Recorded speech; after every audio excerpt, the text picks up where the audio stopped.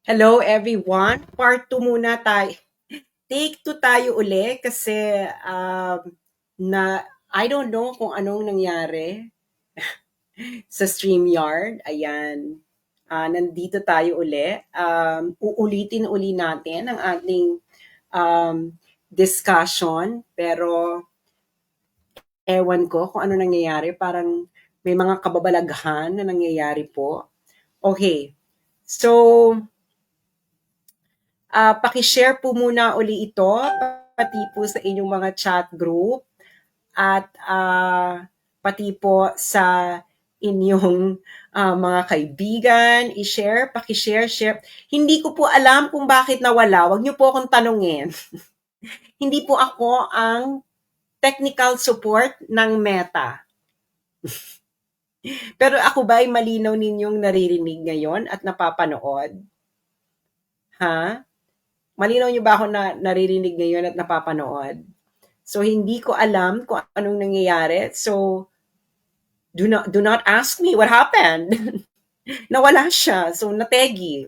Anyway, so part 2 tayo ngayon. So yung mga nagre-content sa akin diyan, screen record this. Okay, maybe you should screen record this. Lalo na yung mga nagre-content. Okay. So ngayon, uulitin natin from the top.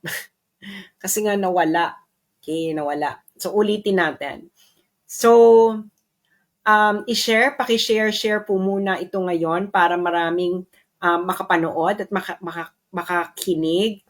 At sana ay share nyo sa inyong mga chat groups, sa inyong mga Facebook groups, at kung saan-saan pa. Yung mga nasa bahay, yung mga nagre-content, I advise that you video record this.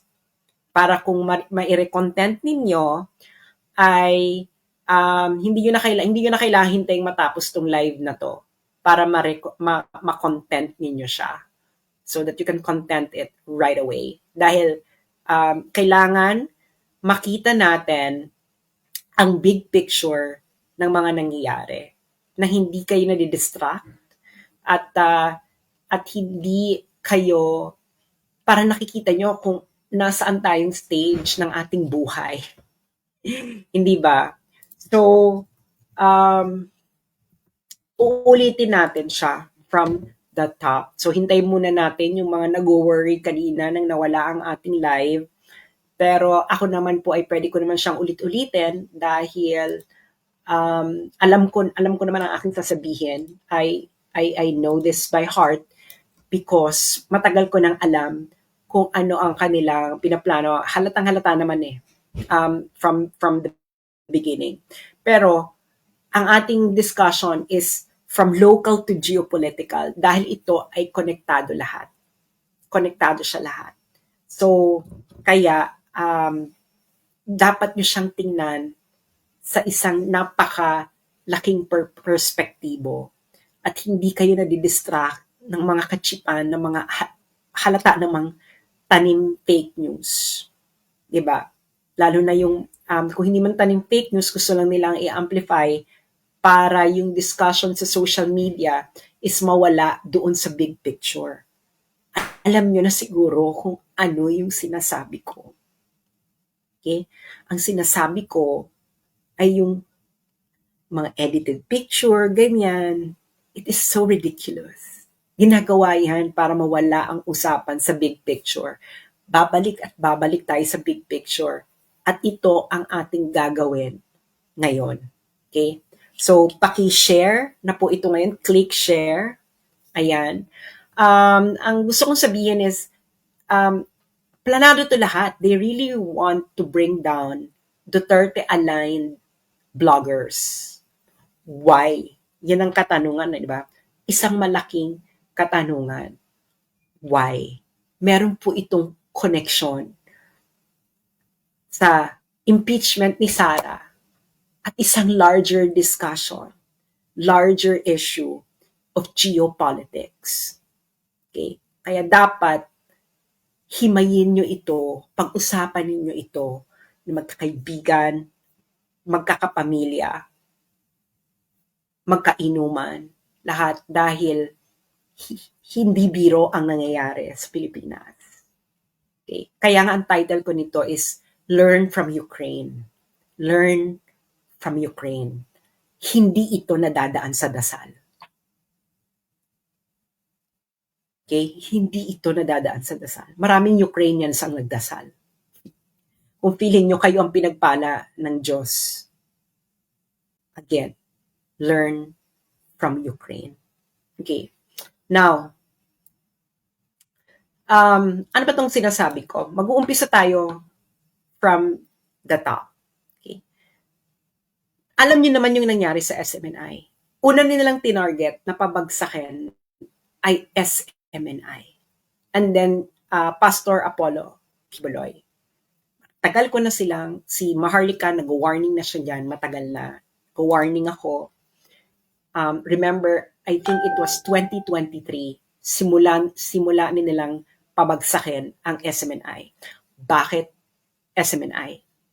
Una-una, SMNI ay ang tanging talagang makikita mong pro-Duterte na media. Correct? Gusto nilang pabagsakin. Kaya nga ilang beses nawawala ang Facebook accounts at YouTube accounts ng SMNI. At anong ginagawa nilang paraan para mawala at maban sa Facebook or sa YouTube ang SMNI? Kunwari magsasampa sila ng mga kaso-kaso, tapos yung mga kaso-kaso, dadali nila sa YouTube at Facebook at sasabihin, itong user na to, ganito, ganyan. And Facebook will oblige. Lalo na kung merong investigation, meron ng ganito. Ganyan ang kanilang taktika. Ginawa na nila to before. And remember, ang gusto nilang gawin ngayon, lalo na sa akin, and I will explain to you why. Okay? Ako mismo ang target nila. Remember yung ginawa nila kay Donald Trump. Tinanggal nila Donald Trump sa Facebook and Donald Trump sa Facebook. Kahit sa Twitter. Do you remember? Do you remember? It is the same thing that they want to do. Nagawa nga nila kay Donald Trump yan eh. Noong 2020, kailan man naban si Donald Trump? I think so 2021. Paano pa tayong simpleng Pilipino lang at mamamayan? Hindi ba? May himay-himay nyo itong lahat. Okay? I-discuss ko ito ng paunti-unti. Uumpisahan na ngayon natin sa sinulat. May battle plan talaga sila because katulad na rin ng nireport ng Rappler. Okay? This is a report by Rappler. January 16, 2025. Okay? January 16, 2025. Ang title, Decoded, Duterte's social media army, very much alive, roars to defend and battle Sara Duterte. Okay. So,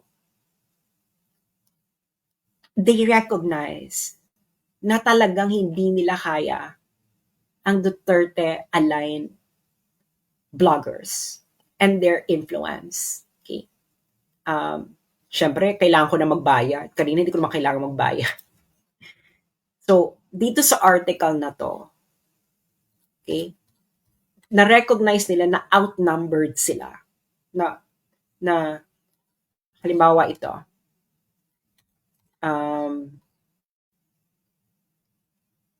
at this point though, the Duterte network seems to have the upper hand in dominating the discussion on Facebook. Okay. Ayan ang kanilang recognition na nagdo-dominate ang mga Duterte supporters, Duterte bloggers, tayo ang nagdo-dominate sa Facebook. Okay? And then, syempre, sino ang special mention nila dito na blogger? Ako. Okay? Ako yung kanilang special mention. So, you know that there is a target behind my back. At Rappler yung naglalagay na ako talaga yung pinangalanan nila doon. That's not a coincidence, no? That's not a coincidence. Bakit? Ang Rappler po Okay? Ang Rappler po ay isa po ito sa mga recipient ng National Endowment for Democracy grant or NED. NED. Grant recipient sila niyan. Si Maria Ressa ay official ng NED. Okay, papakita ko sa inyo. Para with tama? NED. Nobel Peace Prize winner Maria Ressa joins World Movement for Democracy at NED as chairperson. So na-appoint siyang chairperson sa National Endowment for Democracy. October 3, 2022. Okay. Alam niyo na. Alam niyo na. Okay. Now, ano ba yung NED?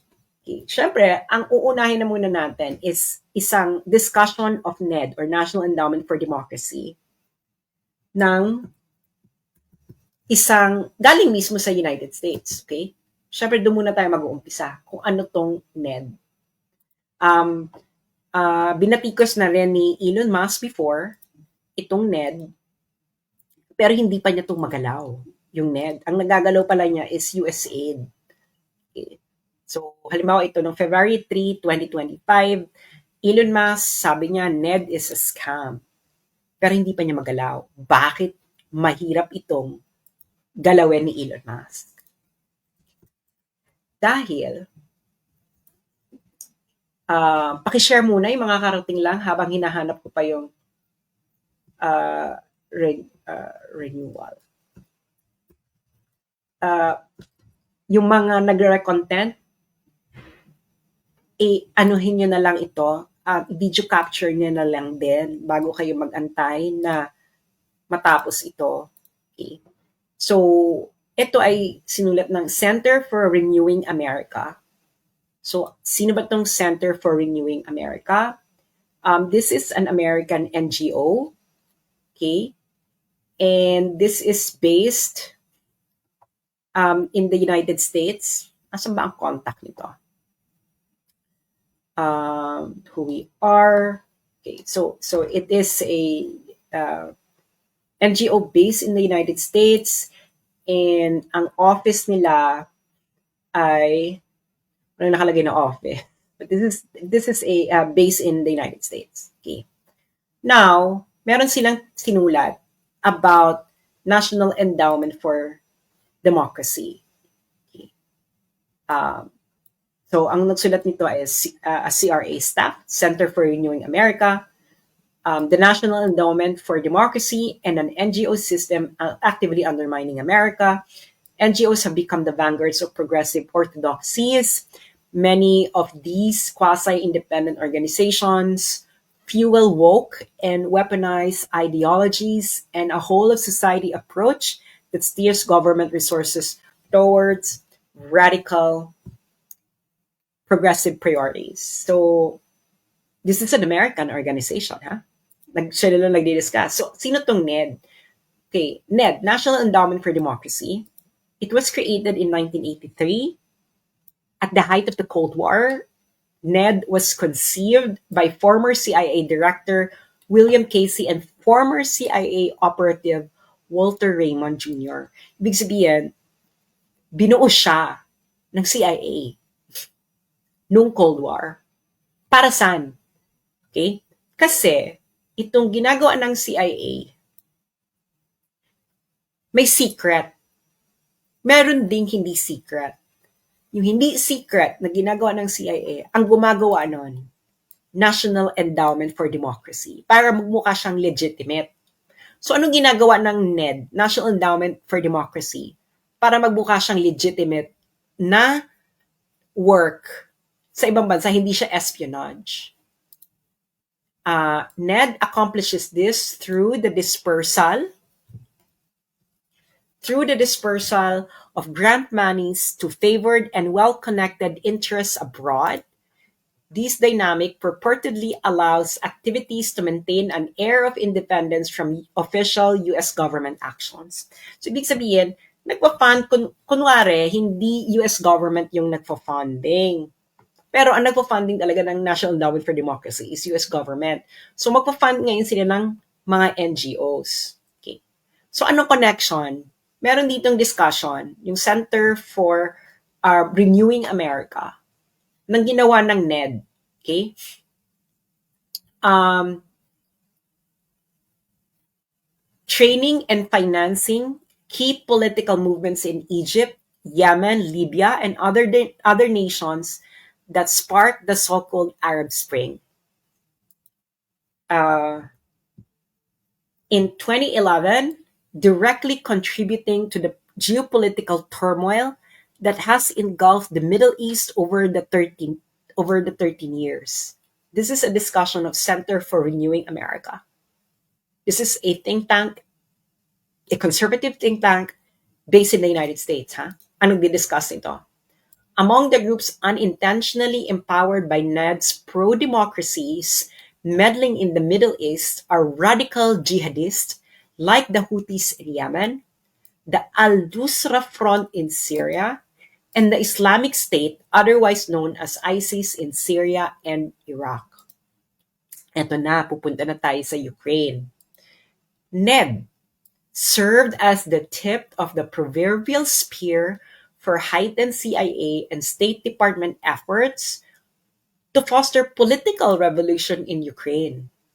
So yung steady stream of NED grants to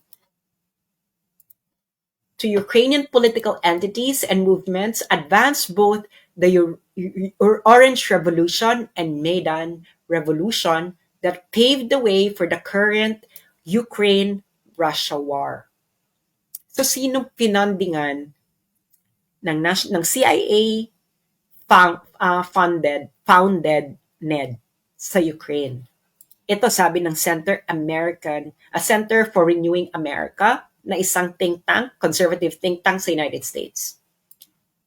Among the hundreds of grants to Ukrainian political entities going back to 2014 are payments to judicial organizations and judges, grants to NATO-adjacent political entities like European Institute for Democracy, and funding for the Media Development Foundation to train Ukrainians to develop effective anti-Russian propaganda. Nagigets yun na. Ang nagsulat nito ay isang conservative think tank sa United States, ang Center for Renewing America. So yun ang kanilang pinandingan. Okay. So, ito pa, bago daw kinlose ng NED ang kanilang mga grants searchy, kasi dati kasi pwede mong i-search kung sinong pinafundingan nila. Ang data daw nila, ang nakalagay is tens of millions in US dollars to Ukrainian entities and anti-Russian interests in Ukraine with more than 330 unique grants. During the height of the Orange Revolution sa Ukraine, yung NED daw infused, ibig sabihin nagbigay ng more than 2.3 million US dollars directly into anti-Russian institutions and activists, including the activist arms of Ukrainian political parties and George Soros Open Society foundations, in support of preferred candidate Viktor Yushchenko.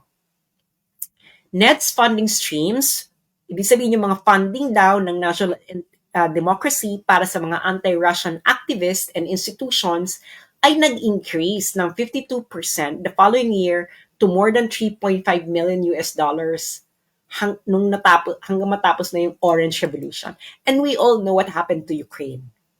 Okay? We all know what happened to Ukraine. Now, I'm going to discuss to you the structure ng National Endowment for Democracy. Okay. Lahat ito ay magkaka-connect later para nasusundan nyo. So, may pop quiz po tayo mamaya. Sana maghanda po kayo ng 1/4 sheet of paper. 1/4 sheet of paper para kayo ay handa later sa ating pop quiz. Okay. So, ang next natin na NGO ay ang Swiss Policy Research. Okay? So, ang Swiss Policy Research ay isa itong um, independent, non-partisan, and non-profit research group investigating geopolitical propaganda. Okay. Now, I believe, so ano sila? They are investigating um, different propaganda. And one of them is the U.S. National Endowment for Democracy, and which is a CIA, tinatag yan ng CIA. Okay. Now, makikita nyo, inulit-uli nila, the National Endowment for Democracy, or NED, was founded in 1983 by U.S. Congress as a private nonprofit foundation dedicated to the growth and strengthening of democratic institutions around the world. CHAR. Okay? Sabi nga nila, as NED co-founder Alan Weinstein famously explained in 1991, a lot of what we do today was done covertly, ibig sabihin secretly, 25 years ago ng CIA. At ang mga activities nila ay information operations, subversion, and regime change campaigns. Kaya di ba nung panahon ni Duterte, grabe yung panawagan ng regime change, tatanggalin si Duterte sa pwesto. May funding kasi. So pupuntahan na natin yung pinafundingan nila sa Pilipinas. Okay. Ito, halimbawa yung sa Hong Kong protest, a lot of the organization na involved dyan na nag-organize ay funded yan ng National Endowment for Democracy. So kita mo sa China, ang dami nilang pinafundingan. Di ba? Ang dami nilang pinafundingan na China-related. Karamihan dyan pinasalan ng China. So ngayon, sa Pilipinas, ito ang kanilang pinafundingan. Kaso ang data lang nila nito hanggang to 2019 lang. Pero at least makikita nyo na yung kung sino-sinong pinafundingan nila. Caucus of Development NGO Networks. Ilista nyo para malaman nyo kung sino mga bumubuo niyan. Center for Media Freedom and Responsibility. Center for Youth Advocacy and Networking Incorporated. Generation Peace Youth Network. Initiatives for Dialogue and Empowerment through Alternative Legal Services or IDEALS. International Center for Innovation, Transformation, and Excellence in Governance or Insight Gov, Mindanao Institute of Journalism Incorporated, People's Alternative Studies Center for Research and Education and Social Development or PASCRES, Philippine Alliance of Human Rights Advocates or PARA, Philippine Center for Investigative Journalism, Pilipina Incorporated, Rappler, Republika at Demokrasya, and Veripiles. So, si Rigoberto Tiglao, na-document niya yung ilang years yung na-document ni Rigoberto Tiglao na pinafundingan ng CIA-founded na National Endowment for Democracy. Okay. So, syempre, Rappler, nag-gets yun na yung connect. Rappler, funded ng CIA na ng NED, ng National Endowment for Democracy, na tinaguyod ng mga CIA. And it's recognized all over the world na ang National Endowment for Democracy ay CIA. Okay? Now, sino ngayon yung gustong magpabagsak ng mga Duterte-aligned bloggers? Rappler. Okay. Bago ko i-discuss tong dalawang documents na to, gusto ko muna ipakita sa inyo yung structure ng National Endowment for Democracy para makita ninyo yung organization. Okay. So ito ang kanyang structure. So merong National Endowment for Democracy, tapos may 4 na sangay. Ang International Republican Institute, okay? Ilista nyo, dahil meron tayong pop quiz mamaya. Ilista nyo yan.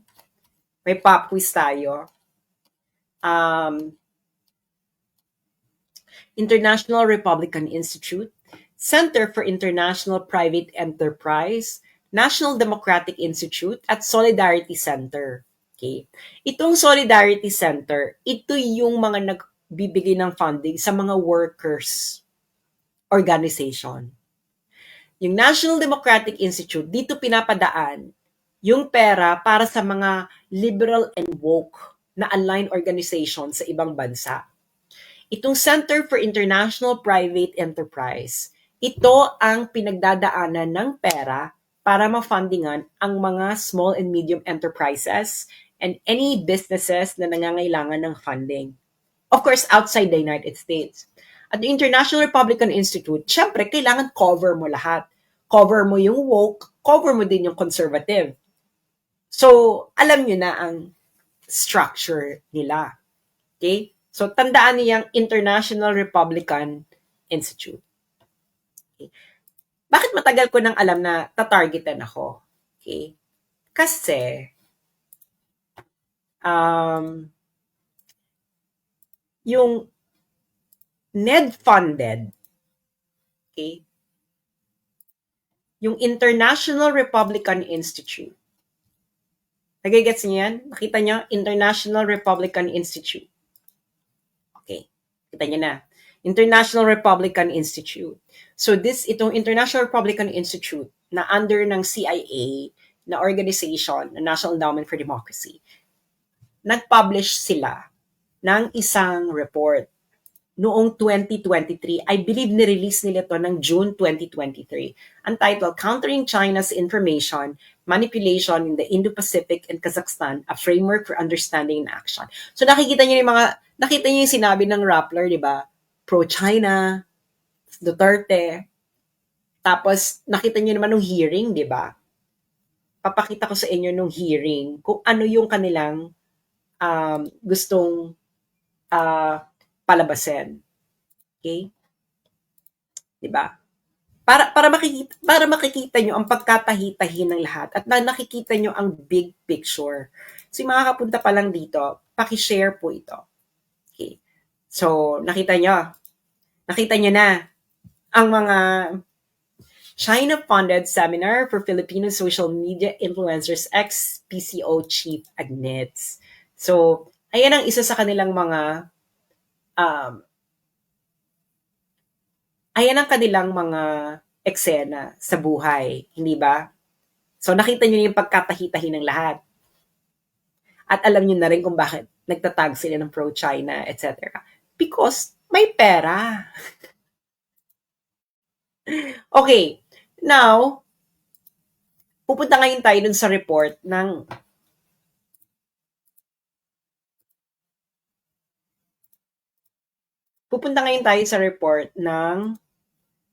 International Republican Institute. Again, ang International Republican Institute, ano agad ito, class? Ang IRI, sangay siya ng ang IRI, kung natatandaan ninyo. Sangay ng anong organization ang IRI? Please write in the comment section kung natatandaan nyo.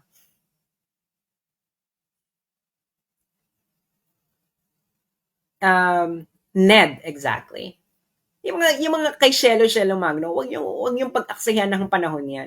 What they really want is for them to have a case and then go to Facebook and to permanently remove me from Facebook.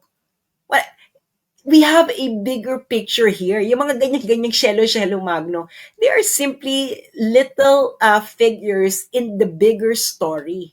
Okay. So, nirelease ito ng IRI. So, natatandaan nyo kung anong part ng IRI.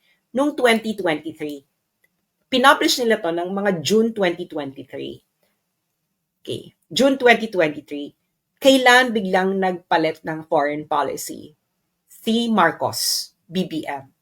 February 20, mga late January 2023. February 2023, di ba biglang dumami yung EDCA. At ako ang very vocal noon against EDCA, kung natatandaan nyo. At yung mga pro-Duterte vloggers, yung iba sa kanila, inaway pa ako dahil nga naniniwala pa rin sila kay Bongbong Marcos noon.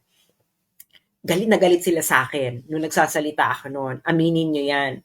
Iisang vlogger lang ang talagang agarang kinontak ko para bigyan ako ng platform. Ayun ay si Banat Bay. Hindi pa kami magkasundo ni Banat Bay. Pero yung iba ayaw hawakan. Okay? Ayaw hawakan yung issue. So ako lang noon. So June 2023, naglabas ang International Republican Institute na isa sa mga sangay ng National Endowment for Democracy na isang CIA organization. Okay? Tinatag yun ng CIA. It's an open secret. Nilabas nila to. Ngayon, makikita nyo, pero ang report na to, I believe, ay sinulat nila to ng 2022. I will explain why. Pero 2023 lang nilang ni-release. Kita mo. Pro-Duterte influencers. One final major way pro-PRC narrative spread was through pro-Duterte social media influencer. Nakita niyo na yung pagkatahi-tahi ng mga bagay-bagay. Sabihin nyo yes or no. Nakita nyo na ang pagkatahi-tahi ng mga bagay-bagay. Nag-file na daw ng libel. Bakit ba paulit-ulit? O, hindi nag-file siya. Problema niya na yan. So, nakita yung pagkatahi-tahi. Sabi, sinong pinangalanan nila dito? Tatlo lang kami dito. Oh? Si RJ, Thinking Pinoy, ako, at saka si Yan Suwing are among the pro-Duterte influencers who took an interest in Philippine-China affairs. Syempre special mention kami ni Thinking Pinoy. Nieto and Sasot are two of the most influential. So, alam na nila. Diba? If not the most influential, pro-Duterte influencers on social media with follower counts in the millions. Okay. Ngayon, alam kong 2022 nila to tinitiktikan pa. Kasi itong post ko na to na feature nila, ako talaga yung feature nila, di ba? Sabi ko kasi, for two consecutive presidential elections, the Filipino people defeated the CIA's candidates because I thought na si Lenny lang. Kasi si Lenny, yung organization niya, naging funded ito ng IRI. Meron silang partnership. Yung NGO ni Lenny, I think it's the, if I'm not mistaken, it is the Jesse Robredo Foundation. Yung Jesse Robredo Foundation, or Angat Buhay, whichever of the two, nagkaroon ng partnership sa International Republican Institute na again, under ng National Endowment for Democracy. At ang National Endowment for Democracy ay isang CIA-founded organization. So ako talaga yung, syempre, pa ako nito, may illusion pa ako nito, no, about Bongbong Marcos. Pero after iba ng foreign policy, si Bongbong Marcos February 2023, at nagsalita ako against this, inilabas ngayon ito ng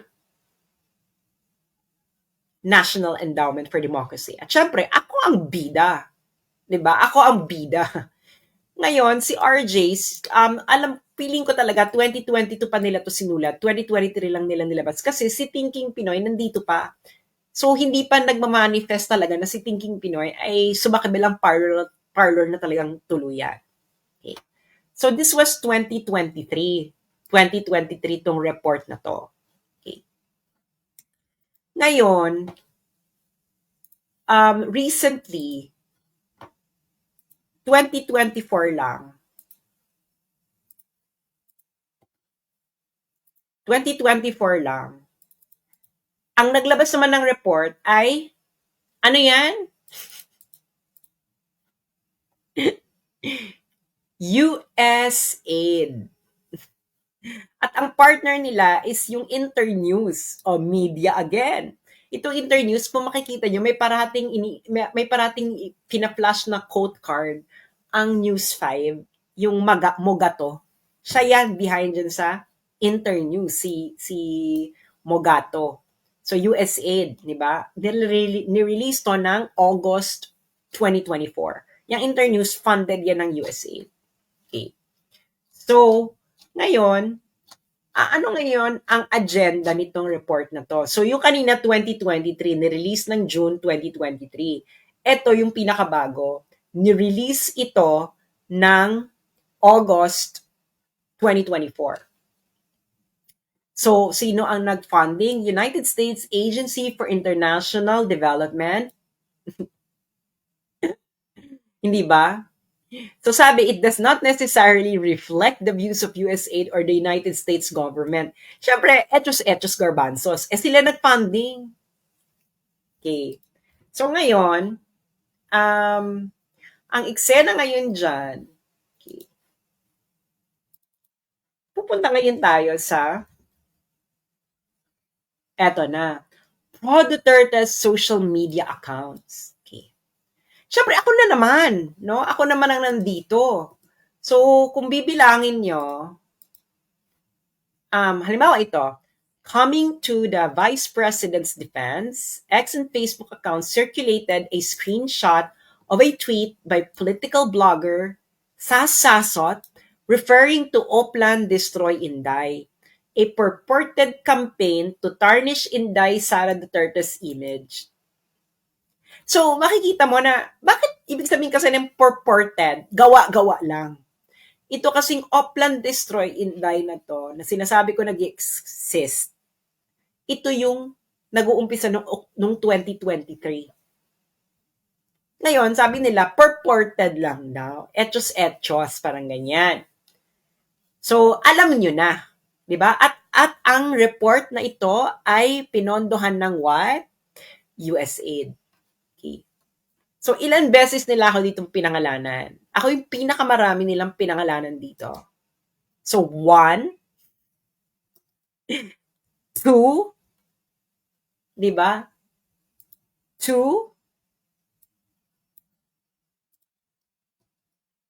3, 4, 5, and 6. So, 1, 2, 3, 4, 5, 6. 6. So, talagang bonggang-bongga, super bongga. So, ako talaga yung, ayan na naman, pro-China, etc. At sinong funded nito? USAID. Alam naman natin ang iringan ng US ngayon at ng China. Okay. USAID. So ngayon, naiintindihan nyo na ngayon, I hope naman, natahi-tahi nyo na kung anong nangyayari. Diba? Now, bakit ako ang target? Bakit ako ang target nilang pabagsakin? Sinasabi ko na sa inyo, mag-subscribe na kayo sa Substack ko because it will just be a matter of months before nila ma-convince ang Facebook to permanently delete me from Facebook and ban me. Nagawa na nila yan before sa ibang personalities. Nasabi ko na sa inyo. Kaya ngayon pa lang, okay, kasi gusto nilang i-dominate ang narrative pagdating ng impeachment ni Sara. Okay? Kasi ang battleground ng public opinion ay Facebook. Okay? Facebook. At sinabi ng Rappler, Duterte supporters at bloggers ang nagdo-dominate. Okay? So, patalastas lang, ito, i-download nyo na tong Substack. Itong makikita nyo, yan ang Substack. Sulat nyo na. I-download nyo na yan. App yan sa Google App or Apple App. Okay, Substack. Sulat nyo na yan. Palalakihin ko para makita nyo. Substack, yan ang pangalan niya. And then, pag nandiyan na kayo, hanapin nyo ako. Diba? Hanapin niyo ako. At ang aking pangalan sa Substack, ang aking account sa Substack ay um, ay ito. Okay. This one. So, isulat yun na kung sino para hindi na pa ulit-ulit. Ilang beses na rin ako nagpo-post sa Facebook. So, yan, Asian Scholar. At Asian Scholar. Okay. At Asian Scholar. Okay. So, ayan na. Okay. Ngayon, they would like to dominate both foreign policy and of course, local politics. That's the entire game. Okay? Bakit ako yung talagang gusto nilang pabagsakin ng bonggang-bongga? I'm gonna show you. Okay? Because of my reach, okay? So itong aking pinaka-latest na reach, the last 90 days. The last 90 days, ang views ng aking Facebook, views, ibig sabihin ng views, ilang beses nag-appear ang aking content sa mga news feeds. Okay? In the last 90 days. Last 90 days, 379,308,749. At previous 90 days, about 99 million. So yung previous 90 days, sobrang laki na. Tapos nung sumunod na 90 days, itong current 90 days, 379,308,749. At ako pa lang yan. And this is all organic. Okay? This is all organic because wala pa akong pambayad. Kahit gusto ko magbayad, naka-disable po ang boosting function ng aking page. Matagal na. So this is all organic. Okay? Ngayon, anong engagement niyan?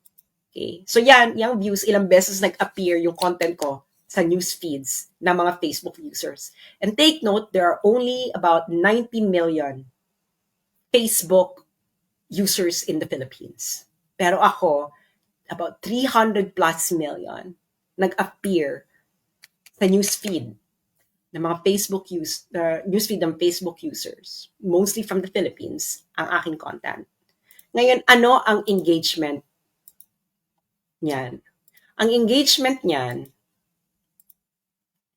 ay, engagement rate ay 55,416,973. Yung engagement, ito po yung number of likes, share, comments. Read. Kung binasa mo, kung kilik mo yon, binasa mo, that's an engagement. Shinare mo, that's an engagement. Shinare mo sa group mo, that's an engagement. So in the past 90 days, my engagement is 55,416,973.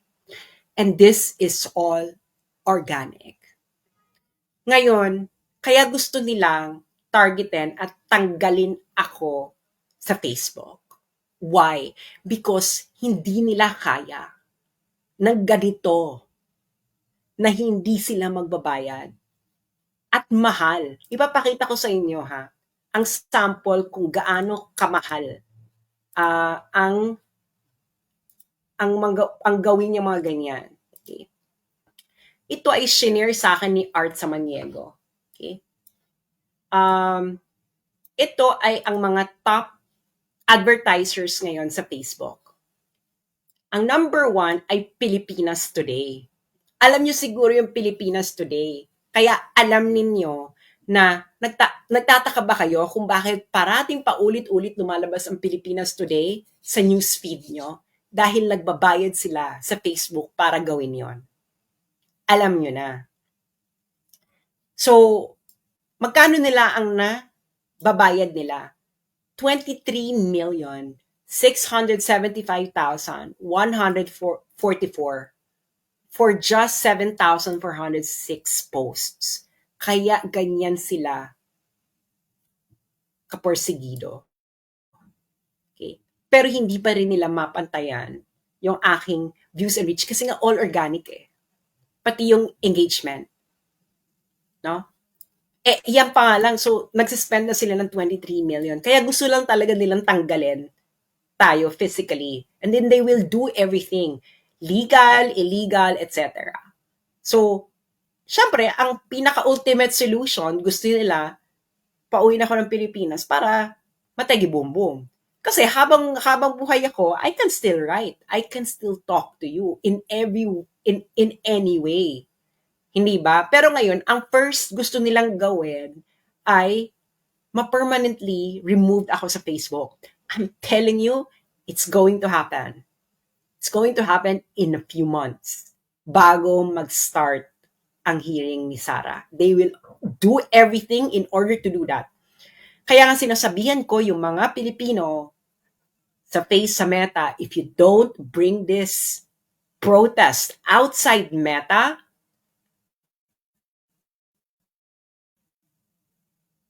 they will dominate Facebook during the impeachment trial of Sara Duterte. So bahala kayo. I'm already telling you. So ano yung mga example ng ads ng Pilipinas Today na nagbabayad sila ng 23,675,000.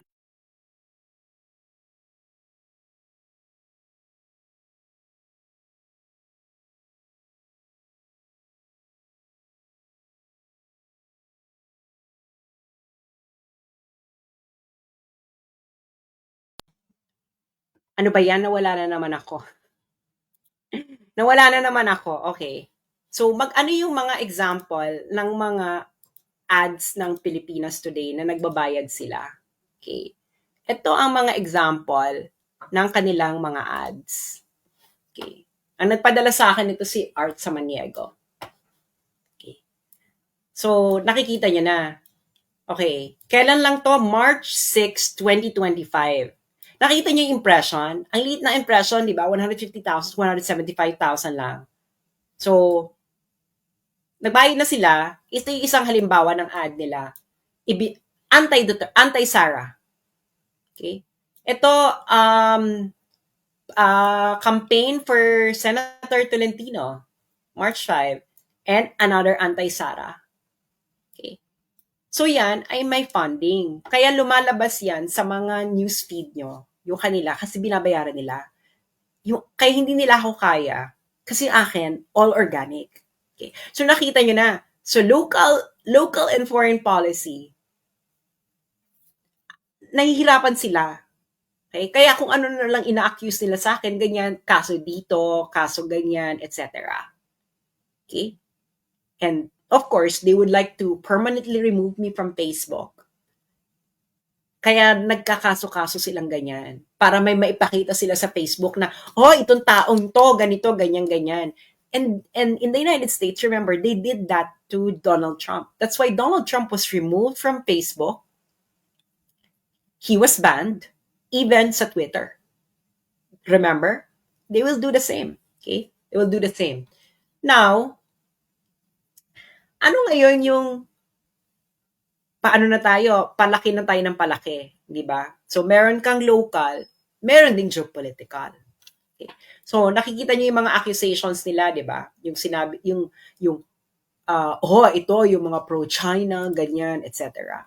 So, I'm gonna show you what happened sa Ukraine about 1 year before nagkaroon ng gera. Nireport to ng Al Jazeera noong February 5, 2021.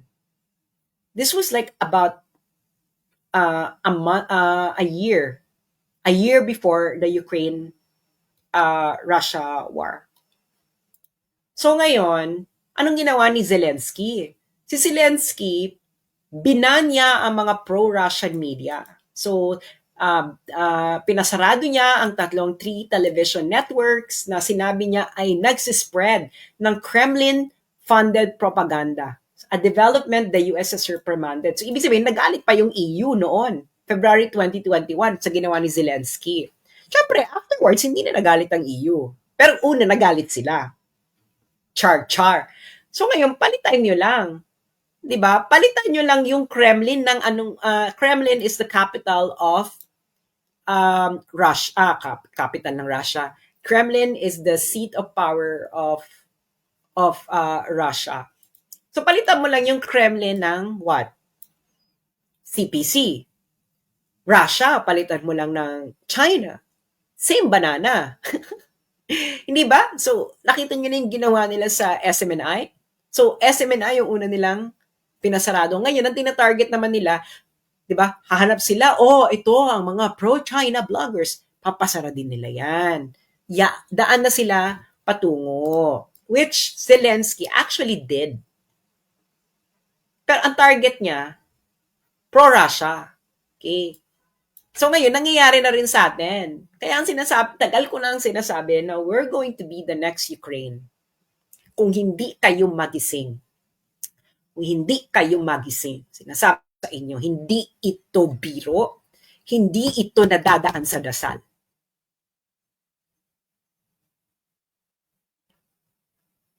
Mag-usap-usap kayo, pamilya, etc. Dahil hindi ito biro. Okay. So, ngayon, bakit sinasabi nila hindi naman pro-war si Donald Trump? Yeah, as a person, hindi siya pro-war. Pero sa United States, hindi lang po presidente ang gumagawa ng desisyon. Kahit ayaw mo ng gera, the deep state, yung tinatawag nilang deep state sa US, can actually force a US president to go to war. Sinasabi ko na sa inyo, yung mga false flag, kahit ayaw ng presidente, ng US president na pumunta ng gera, ang gagawin ng deep state, gagawa sila ng paraan para yung US president is maggawa ng gera. So, you have to understand kung nasaan na tayong part ng history ng mundo. Okay?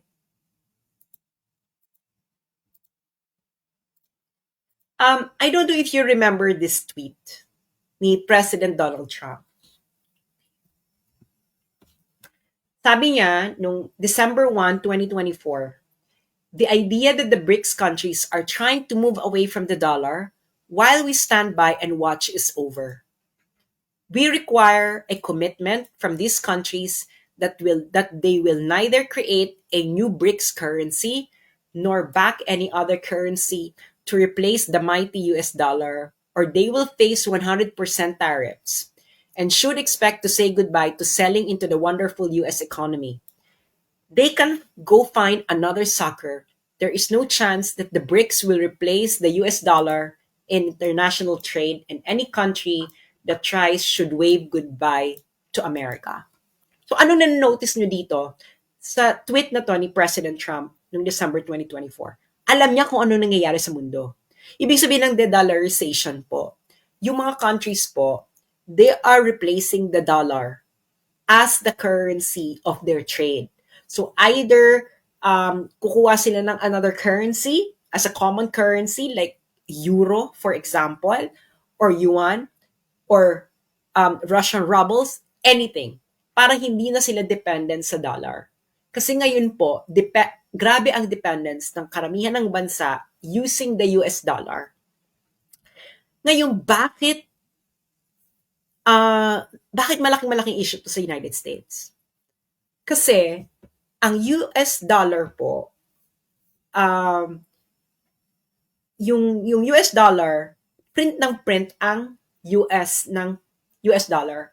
Pero sa napupunta yung pera? Napupunta ito sa labas. Kasi nga siya yung ginagamit na currency Currency for international trade.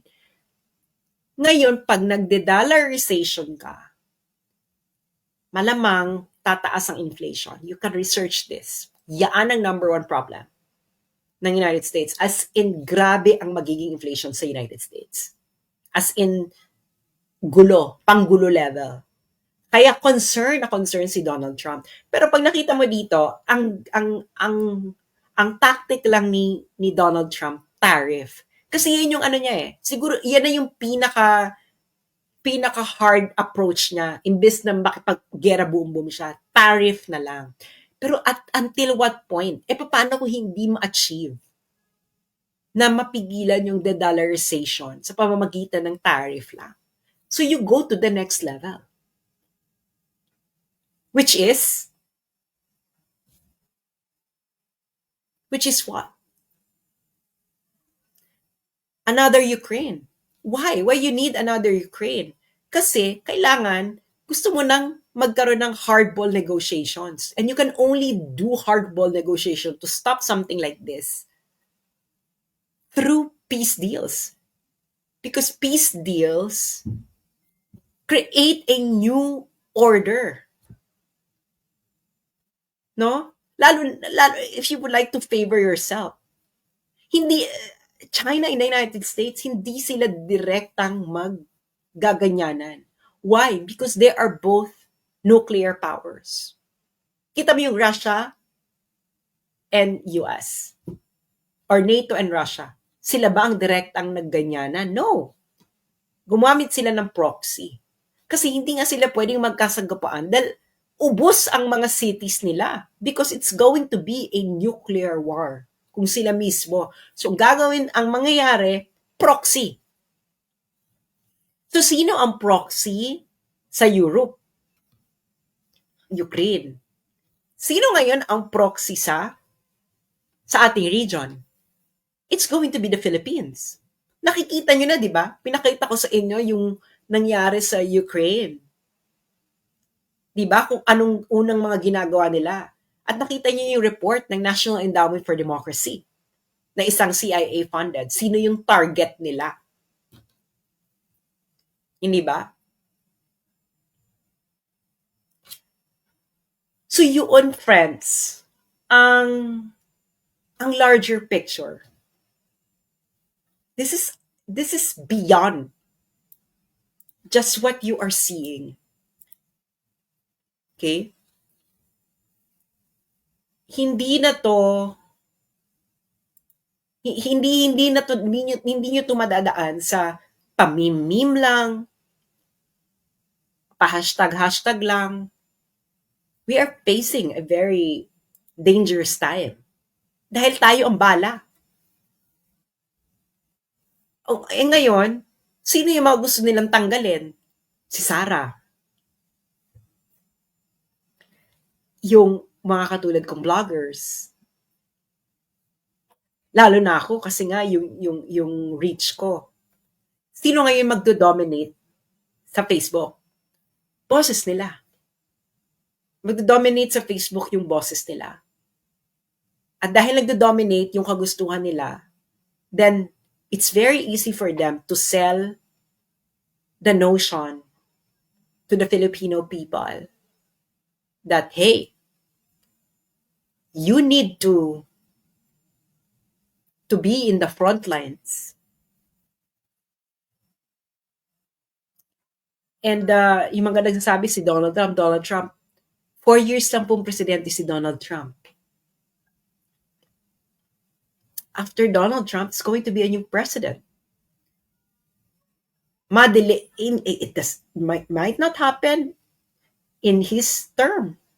It might happen kung yung deep state sa US magkaroon na ng bagong favorite, or they can force Donald Trump to actually push the Philippines into a proxy site. Dahil nga, we are now moving to a different world order. Sinabi ko na yan ang tanong ko noon, di ba? Kay Bongbong.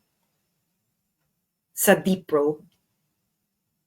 And, and now I know what he might want to do. So, ang masasabi ko lang sa inyo, well, I will not shut up.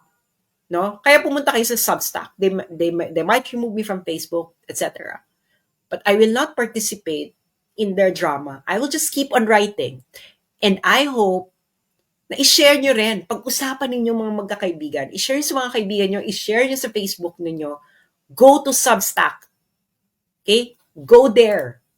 Okay? Para doon nyo, sinasabi nyo, mag-open ko ulit ng Facebook. No, they will just keep on removing it. Kaya doon tayo sa Substack. Because diretso sa email ninyo or sa app ninyo, they wouldn't even know, then you can forward it to your friends via email.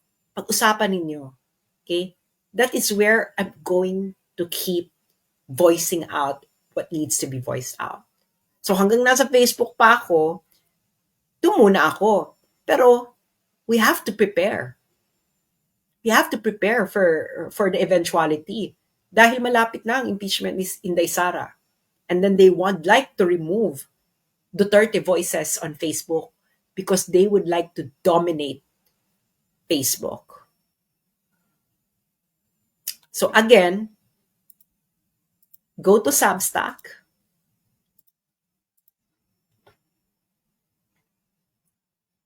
Okay? Ito ang aking username. Screenshot nyo na kung kaya ninyo. Substack.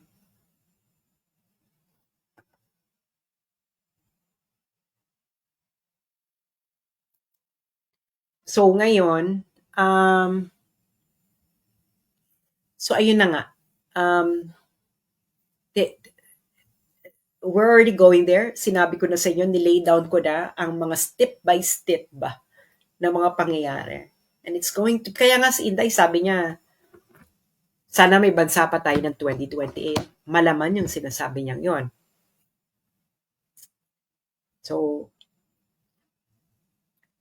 do not take this as a joke. This is not funny. You have to take this seriously. Bahala kayo kung ayaw ninyo. Bahala kayo kung mag-last minute kayo.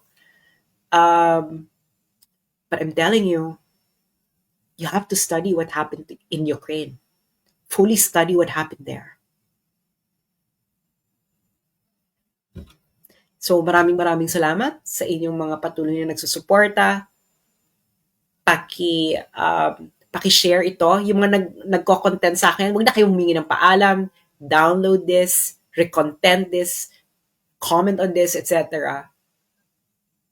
And we will keep on writing. And wala akong pakialam kung masaktan kayo. But the truth must be spoken.